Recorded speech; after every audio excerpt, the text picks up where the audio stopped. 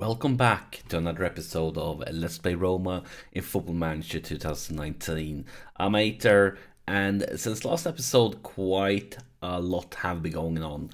As you can see, we played a few games since the AC Milan game. We only managed to get a frustrating draw versus Verona, and that was actually extra frustrating because I believe they were lost in the league table, if I'm remembering things right.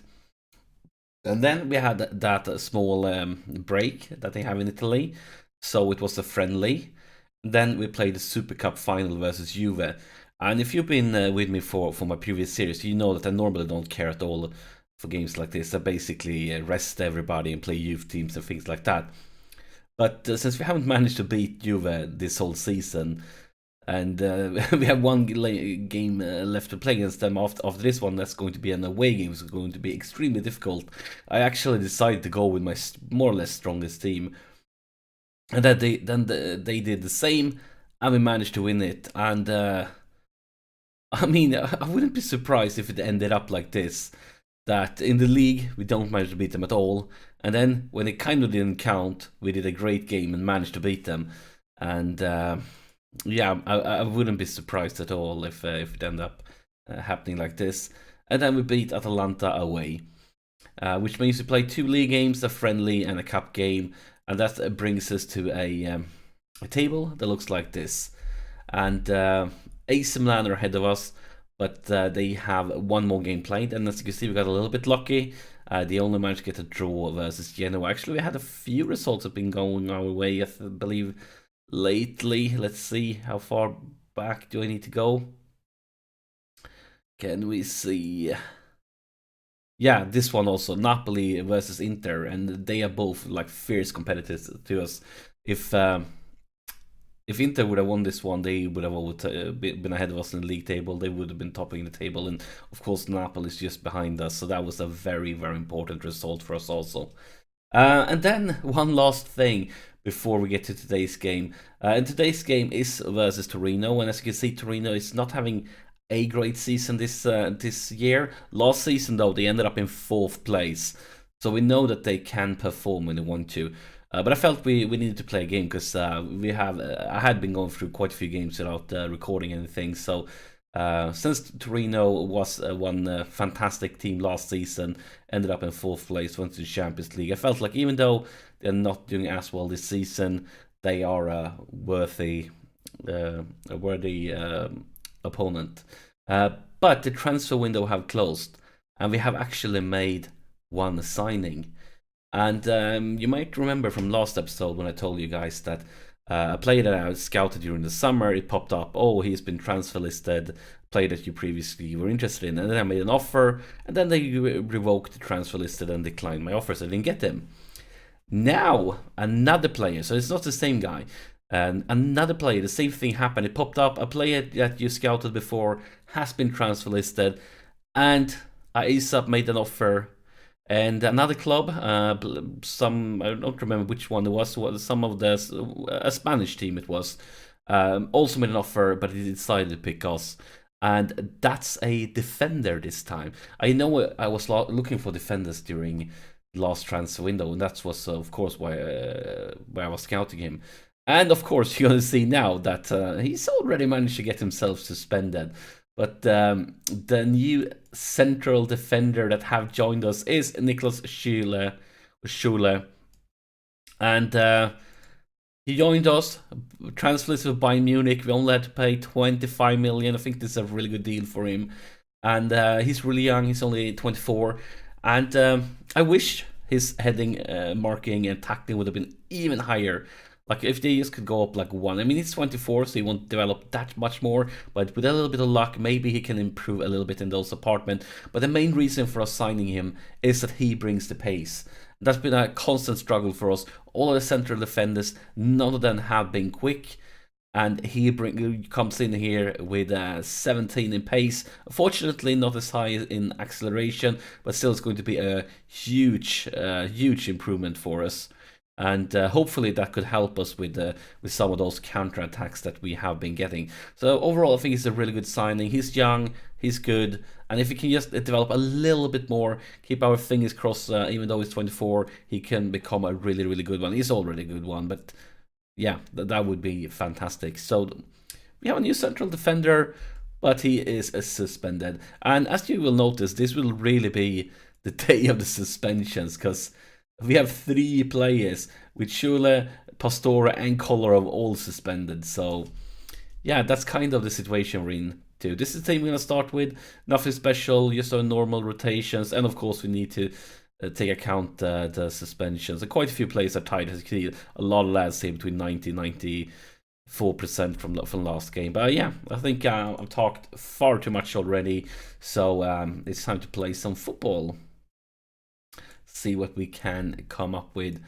Pulse is so close on the top that every single game really, really counts. Like, it's easy to say it, but every single game counts. I believe we were like 3 teams or something like that with more or less the same amount of points. And as you know, we have all the top teams we're gonna play away during the second half of the season. So we will definitely lose out on points there, since we didn't, and especially since we didn't manage to beat them at home. That's frustrating, and that means every single point we can get, we're going to need it. And here is Arp. Arp breaks through, and look at this, his 14th goal of the season, assisted by Kluivert, and this is just the start that we were wanting. Beautiful, beautiful, beautiful. And just like yesterday, I'm recording this episode pretty late, and my neighbors, well, they still have a bedroom basically wall to wall, so I need to try to keep a little bit calm here, not get too excited, not scream too much. Because it took so long. I mean, as you see, I've been going through like from some time in December all the way from to now when the transfer window closed. Basically, I've been playing for quite a few hours to just be able to record this episode. So I didn't expect it to be this late when I was going to record it, but it just took so much time to work through, especially with the transfer window, when you get like, oh, beautiful, Marcano, his 2nd goal this season, from a beautiful free kick from Korik, and yeah, that sets us up exactly where we want to be. But we got here at the free kick, long one over, and then he wants a challenge to keep it, saves it, but he is there and scores.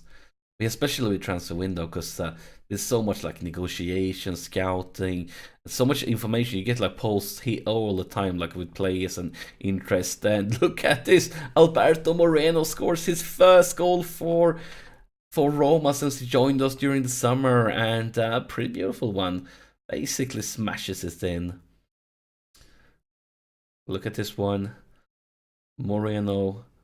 And yeah, it's kind of in the middle of the goal, but it's really, really hard one, really, really quick one. And yeah, brilliant first half.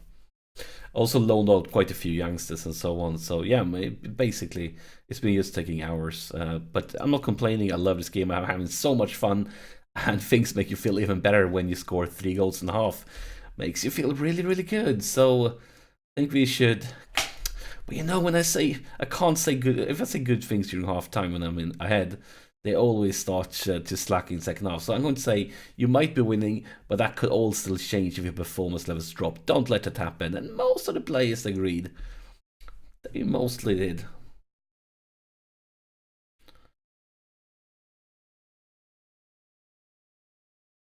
And yeah, things looks really, really well. But maybe I'm doing things by saying that by Santon, Gerson, Korik, changed flank to Kluivert. On the left side, getting it towards the box, Cristiante, Santon. And he loses it. It could be dangerous if he can't win it back. That's why we should be able to win back. Cristiante, Santon, all the way back for Cristiante. And that was a really crappy pass. And now we would have needed Schule's quickness, but he is suspended, and instead things like this happen. But it looks like we're fine to now. For now, with a little bit help of the post there. Oh my god, guys, it's so hard to keep calm and don't be too loud. Yeah, I'm very passionate when it comes to Football Manager and my team. And here's Corrick. Yeah, decent try. But yeah, I need to stay calm. Corrick with free kick. Corrick is involved in everything. That was pretty close. Oh, I thought that Klavish was going to be able to reach it. It would certainly have been a goal. Yeah, look at this. But that was the free kick, not the Klavish potential chance. So let's see what we can do here. We're gonna remove Corrick. He's tired. He's been playing really well, but he has that yellow card, and we already have 3 players suspended. I don't want any more. I don't want any more suspended. But that was a misclick. So we're gonna undo that one and make sure we hit Pereira this time. And that beautiful is a match. And this is a great time to give Tonali some more first team experience. I wish I could have used it more than I have. But I feel like we are in such a pressure all the time that it's hard to use him. Because I intend for next season he's going to be a regular starter. Because probably De Rossi might kind of retire because he's 36 right now. I'm not sure how much he will be playing for us next season, even though he's our captain. Fantastic. Oh, that's some sloppy defending. That's some really, really bad defending. Basically invites Torino into the game. But, I mean, we had a safety margin. But look at that defending. Definitely doesn't make me regret signing Schule. Would have preferred him in that situation. Hopefully he won't be as sloppy. We have one last sub. Let's take a look here. Who will it be? I mean, so many options. So many options. We actually have a very tough schedule. I think it's just going to be 2 days rest before the next game. So maybe we shouldn't make any more subs. We could go with Munir because Munir will probably not start it. Because basically most of the lads that are on the bench will start next game. So kind of makes me want to save them a bit at least. But Munir probably won't start that game. So I think we could sub him as I did. But of course this happens. Oh my god, this could be the comeback.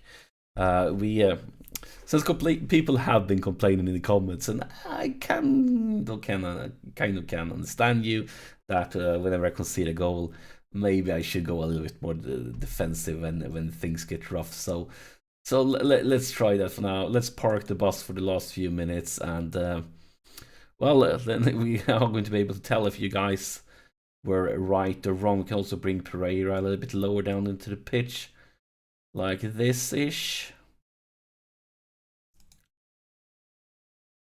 But yeah, as you can see, I'm listening to the feedback you guys give in the comments. And now we're going to find out if it's good feedback or not, though. It's going to be 3 minutes of ordinary time and then some extra time. And hopefully we won't concede anybody. Because if we do, I'm going to blame you guys. The clock ticks away, and that's brilliant. And we are... Oh my god, it's a corner with 30 seconds left. Clear, is going to come back. Oh my god, we're under some serious pressure here. What's going on? What is he doing? Oh my god. This... Come on, lads. Come on. Oh my god. I don't believe I breathed there for like 30 seconds until it was a goal kick. But we managed to survive. I feel like really sloppy at the end. I'm gonna tell the lads that I am actually disappointed with the last part. Can I talk especially about the second half? Let's see. Yeah, I think this is a great option. That was a real Jekyll and Hyde performance from you. You were fantastic in the first half, but the second half showing was unacceptable. I think that's exactly what I want to say, so let's go with it. And most of them agreed. So let's take a look here at the table before we end this episode. I actually got an achievement, nice, top form. But we are topping the table. Inter has one less game played though, and they have better goal difference than us. So if they win the game, they will overtake the top spot. And as I said before, you know it already. We're going to be playing Milan, we're going to be playing Inter, we're going to be playing Napoli, we're going to be playing Juve. All of these teams are going to be playing away this season. So we really, really need to win every single other game we play, because it would be very difficult to take 3 points away with those teams. But yeah, I think I've already talked too much, and it's too late, and my neighbor's probably going to complain or something. But we got 3 points. We didn't play. We played garbage second half, but other than that, we played pretty decent. But yeah, as always, thank you so much for sharing your time with me, and I'll see you in the next episode.